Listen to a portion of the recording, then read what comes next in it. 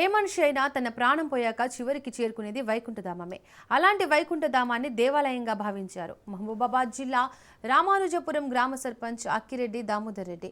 ఆయన ఆధ్వర్యంలో గ్రామ ప్రజల సహకారంతో శ్రమదాన కార్యక్రమాన్ని చేపట్టారు. శ్మశాన వాటికలో ఉన్న చెత్తా చెదారం అంతా ఊడ్చి బయట వేసి అందంగా తీర్చిదిద్దారు.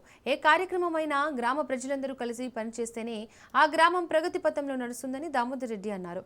మున్ముందు గ్రామంలో మరిన్ని కార్యక్రమాలు చేపట్టనున్నట్లు సర్పంచ్ దామోదర్ రెడ్డి తెలిపారు. ఈ కార్యక్రమంలో ఉప సర్పంచ్ మల్ల మౌనిక, వార్డు మెంబర్లు, సీనియర్ నాయకులు, మహిళలు ఉన్నారు.